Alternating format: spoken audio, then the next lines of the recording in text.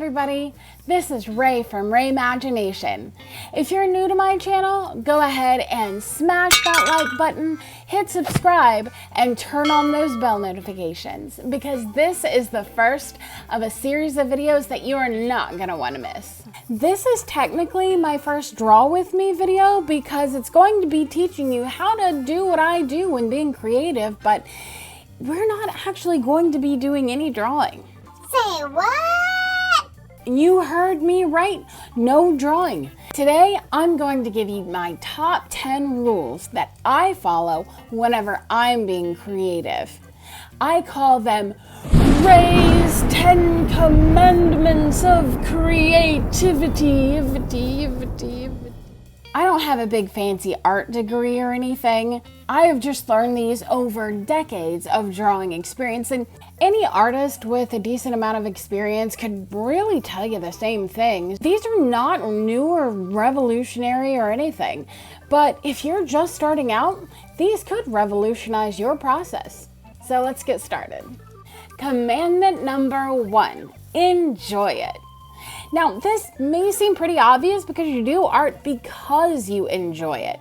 However, if you don't enjoy what you're doing, then the quality of your work will suffer. This really comes into play when you're drawing something for someone else or you're drawing something that someone else thinks you should draw. If I had a nickel for every time somebody told me that I should draw anime style, then, well, I may not be a wealthy woman, but I'd definitely be able to take myself out to a nice dinner. Hey, can I go too? If someone asks you to draw something that you know you're not going to enjoy doing, it's okay to say no, or it's okay to refer them to another artist that will enjoy it. Commandment number 2. Draw shapes, not objects. Your brain lies to you all of the time. It tells you what you think you see and not what you actually see. Hey, what you talking about, brain? Everything is made up of simple shapes, so if you draw those and then step back, you'll see the object you're aiming for. For example, you see this and your brain tells you, hey, that's chopstick. Or maybe even cylinder. But what you actually see is a rectangle. And for something a little more complicated, an eye is not an eye, but it's just a bunch of circles with some triangles around it. It does take some time to retrain your eye to see the world this way, but one thing that can help is a Tangrams app. Now, Tangrams is actually what we're trying to do, but backward. They give you a handful of simple shapes that you have to put together to make a more complex shape. Tanzen Free is one that I used for a long time. Hashtag not a sponsor. Commandment 3, don't be precious. Man, if I could go back and do that all over again, knowing what I know now, things would be a lot different. Have you ever said or thought that? Well, it may not be possible for school, jobs, or marriages, but with art, it's totally possible.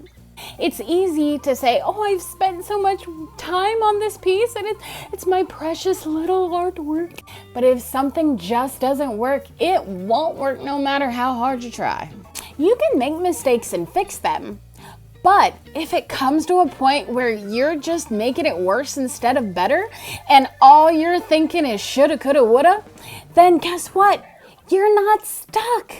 Go ahead and redo it. All this means is that your piece was meant to be greater and more epic. I can't tell you how many times I spent hours and hours on a piece just to realize that I messed it up.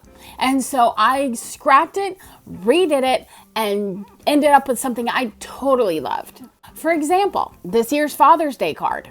The more I tried to fix it, the more I was certain that it was doomed. So I just started over from scratch. There's something liberating about giving yourself permission for a do-over.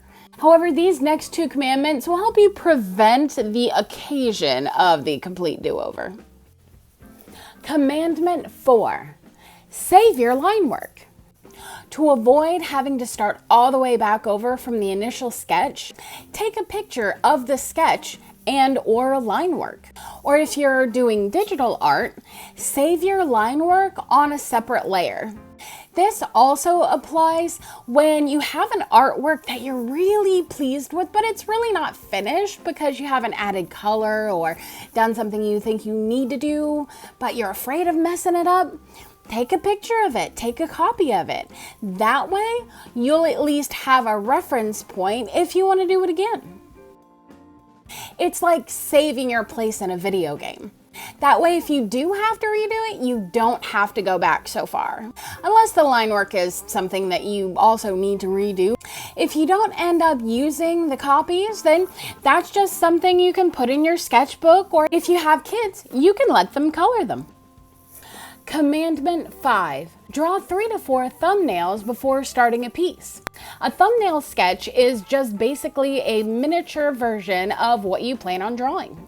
And even if you think you know exactly how you want your piece to be, go ahead and draw the 3 to 4 thumbnail sketches anyway. It will get your creative juices flowing, and it'll either confirm that that's the best way you want to do it, or it might give you an idea of how to tweak your original design or go with a completely different design.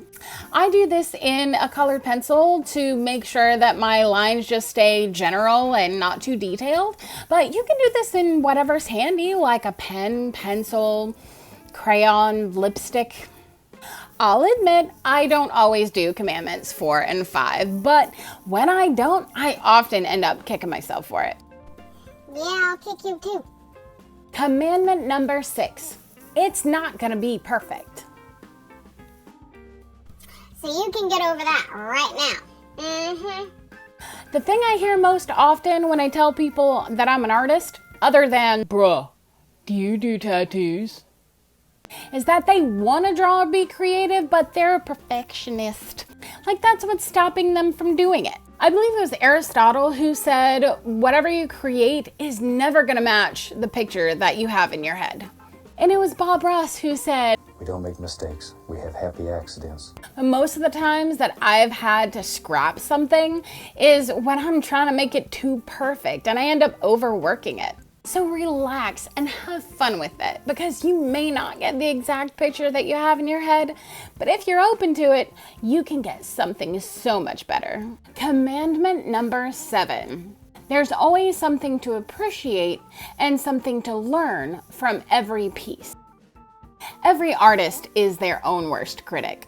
From time to time, you'll get those artists who just fall in love with their own work and totally obnoxious, but as a rule, artists are just sensitive creatures who just take a look at our own work and just see all the flaws in every crooked line, and we convince ourselves it's so terrible and horrible and embarrassment and we should just throw it away right now and never do art again. Dude, you okay? We need to be able to recognize what we do well and what still needs work. That way we can learn and improve. Writing lists of things that you like about a piece and things that you need to work on about a piece after finishing it is a good way to do this. Commandment number 8. No one can do your art better than you. No matter how good or bad you think your technique is, somebody is always better or worse. I don't know, I'm pretty bad. But your own expression and style, nobody can do that better than you. For the last 3 or 4 years, I've led the craft at our church's women's retreat. One thing I like to do is to go around randomly and pick up a lady's work and show it to the group so that I can point out something special about what they have done. Their style and yours is unique and valuable to the world, so own it. Commandment 9. Pick a stopping point and put it away. When we're at the end of a piece, we get into this mindset of last-minute fixes and final touches. This is usually when the whole seeing the flaws and everything kind of mindset sets in, and we might end up overworking it because we're perfectionists. First of all, remind yourself of Commandment 6 and make yourself stop working on it, even if you think it might not be completely finished yet. But put it away and don't look at it for a couple of hours to maybe even a couple of days. Fine. This will get you out of that mindset so that by the time you go to look back at it, you'll have fresh eyes and you'll be able to see, does it really need something else or is it actually done? Commandment 10, keep on keeping on. Keep being creative. Don't let anything or anyone stop you. If you only have a few supplies or very little money, that's okay. You can make art with pretty much anything. Like this drawing I did using the end of a burnt stick, grass, weeds, dirt, and even a little fish blood. And all I'd had with me was just my sketchbook and a dried up Sharpie marker. The main thing is, if you love it, just keep doing it. The best way that I've found is to keep a sketchbook with me with a pen or a pencil or maybe even just some loose leaf paper. That way, if inspiration strikes, I can pounce on it. Also, you can make little challenges for yourself, like every day in a week, do a drawing around a certain theme, like childhood memories or Harry Potter or owls. There are challenge months that the artist communities do on social media, such as Inktober, where there's a different word every day in October as a prompt, and we do pictures and drawings in ink and post them to various social media sites with the hashtag Inktober on it. You can actually look those up if you just search by the hashtag Inktober 2019 or Inktober 2018, something like that. I'm sure you'll find a lot of inspiration. Another great way to challenge yourself is the Arty Games app put out by Jazza, who is a very successful YouTube artist.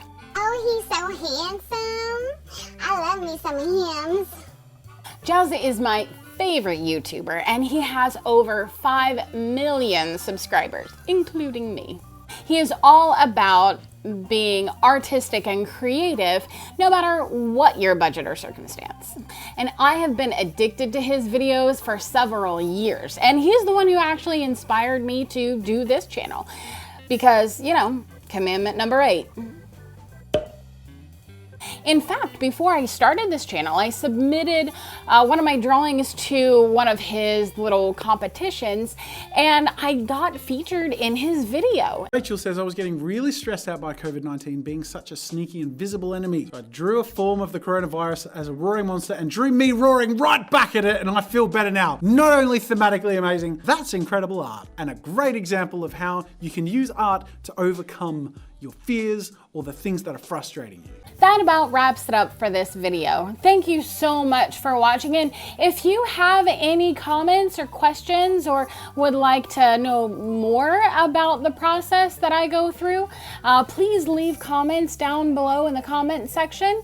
Also, don't forget to hit that subscribe button and turn on the bell notifications so that you don't miss a thing. Until next time, love yourself, love each other, and keep on keeping on. Well, thank goodness that's over.